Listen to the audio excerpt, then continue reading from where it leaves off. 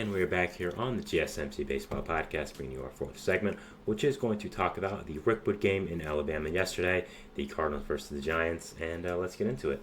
So, of course, this was a game that was happening in Rickwood, Alabama, in Rickwood Field, one of the most famous fields in baseball history. A lot of famous baseball players played here. A lot of Negro Leagues players played here, and really it was just to honor how far baseball has come. Just the legacy of baseball. A lot has happened with the Negro Leagues this year, of course. Official integration of their statistics into MLB record books, which had legends like Josh Gibson being fully accounted for how great they were.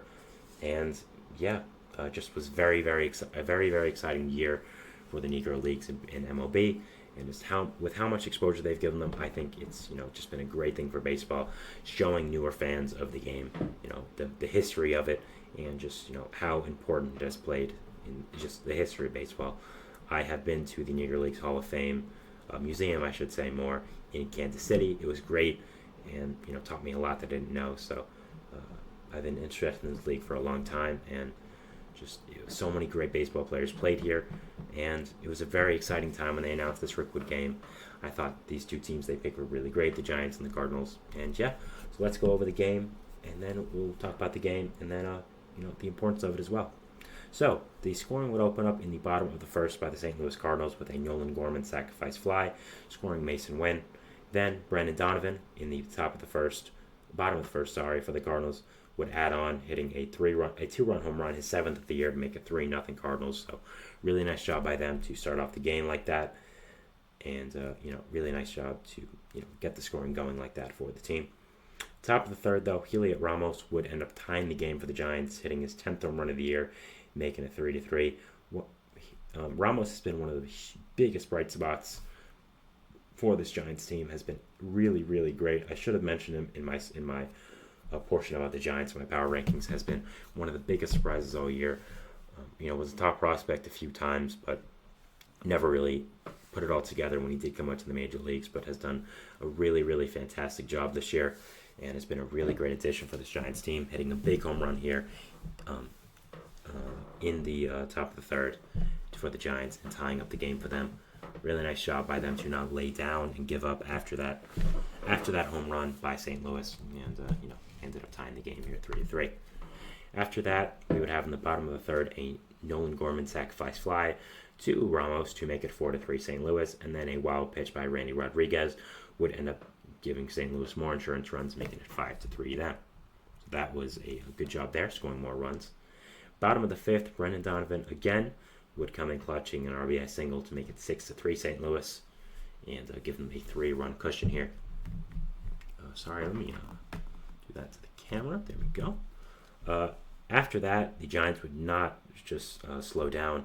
In the top of the sixth, a Wilmer Flores RBI single would score Matt Chapman to make it 6-4 St. Louis, and then a Nick Ahmed sacrifice fly to make it 6-5. So Giants would get within one run of taking the lead, but would not end up taking advantage, as in the top of the ninth, they would have, after a leadoff walk and then a 2-out single, men on first and third with Matt Chapman up, men on first and second with Matt Chapman up, he would end up striking out swinging from closer Ryan Helsley from the Cardinals, and the Cardinals would end up winning the game 6-5. So a really, really important win for this Cardinals team, not just because of the venue they played, which of course adds into it, but an important game for the NL wildcard. Both these teams are very much in consideration for it right now, very much a part of those teams that are grouped together, and an important win for the Cardinals here, and be very interested to watch the rest of the series. But really nice job to win this emotional game by the Cardinals again. Playing at this field is a once-in-a-lifetime opportunity, and these players that were able to do it, I think, should be forever grateful, and just a great job by them. The Giants had on the mound Keaton Wynn, who went 2 2/3 innings pitched, giving up 2 hits, 5 earned runs, a walk, 2 strikeouts. Now has a 7.15 ERA in the season. Wynn is someone I really expect to be a big part of this Giants team this year.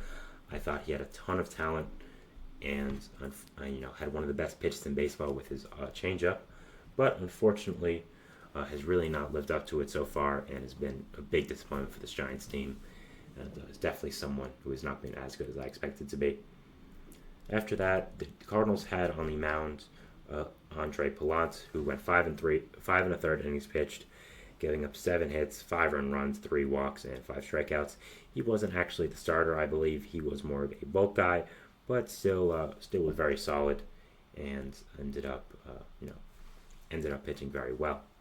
So overall, this game was very exciting, not just because of the venue they played at, but just these two good teams played very, very nice baseball.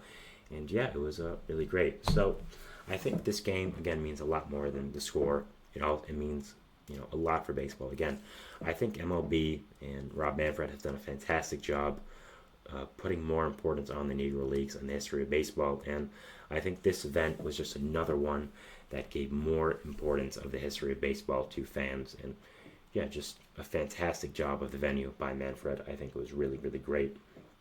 I think the game is very important to, again, keep the history of our game alive, and keep the importance of these places alive, and not to forget what the time was like for these players. Reggie Jackson had an amazing interview on what he faced when he played in Alabama on Fox Sports last night. It's going very viral on the internet right now, so I'm sure if you just look up Reggie Jackson somewhere, you'll see it. It was very powerful and very important, and I think it's one of the big reasons why we have to remember these times happen in baseball in America as well. And I love playing games at these venues. I think it's very important. Players who play should not take it for granted, and it was very, very exciting. I think when I think about games like this, I think about where could other games be played, for these types. And one place I think of is Hinchcliffe Stadium in Paterson, New Jersey. I'm from New York City, and I do go to New Jersey a good amount, and I've known about this stadium for a long time. I've passed it by a lot whenever I drive through Paterson, whenever I'm in that area. And yeah, I've always seen the stadium, and it's always been, very cool for me to see just such an important stadium where a lot of players from the Negro Leagues have played, a lot of very important baseball players have played. And I know MLB has been trying to get a game played there for a little while now. I know a lot of former MLB players like Harold Reynolds, I know is at the front line of that, are trying to get a game played there. And I think that would be a fantastic thing to have happen. I think that would be a great venue for baseball. And I think, this game being played here at Rickwood, I think makes you think about where some other games could be played that are of importance to baseball history. And I do think in Paterson it would be a great place to play. And yeah, I think that would be very exciting. So I urge MLB to end up finalizing it. I think having the Mets and Yankees play each other there would be a great decision. And I would be very, very interested to watch this game. Would be very excited to go as well. So looking at the Giants here just for the rest of the year, again, really just depends on their offense. They have so many talented players here. Patrick Bailey, Lamont Wade, Jorge Soler, Mike Conforto, Heliot Ramos, Wilmer Flores, Mark Luisiano, who is in AAA, but could be called up. So the Giants have a lot of talented players, even with the rotation as well. Kyle Harrison. You, of course, have Alex Cobb and Robbie Wright coming back soon, I think. Blake Snell, who should be better once he comes off the injured list. So a ton of talented players for this Giants team. It's just, again, about putting it together and not underperforming. And that's really what I'm hoping the Giants can do. Because, again, Heliot Ramos has really been the only big bright spot for this offense right now. And so we're still a very solid team, but just needs to get better. Same with the Cardinals. Have a ton of talented players in both offense and for the pitching core. And just need to put it all together. Need to have players stop underperforming and just do better. So, yeah, if I'm a Cardinals fan, Giants fan, I think both these teams have a ton of talent, are kind of in the same position right now. I mean, I had them in similar places in the power rankings. So, yeah, there's a lot to like for both these fan bases, and I think they can be a lot better as the season goes on. I don't know if they will be, but I think they can be, and I think that's important to see. And hopefully it happens soon. So, yeah, that was our fourth segment here, talking about the Rickwood game in Alabama, the importance of it, and just my overall thoughts on it. And, just how great it was to see a game being played there. We'll be moving into our fifth and final segment, which is going to be talking about some news around the league. This is a segment I haven't done in a long time, but I thought it was fitting for today. There were a good amount of important news stories that went on in the league yesterday, but none that I thought were of importance enough to make a full segment, so I did want to bunch them all together and just make it news around the league. I haven't done it in a little while. So, yeah, we'll be going over these things, and we'll be seeing you after the break. So, thanks, and bye.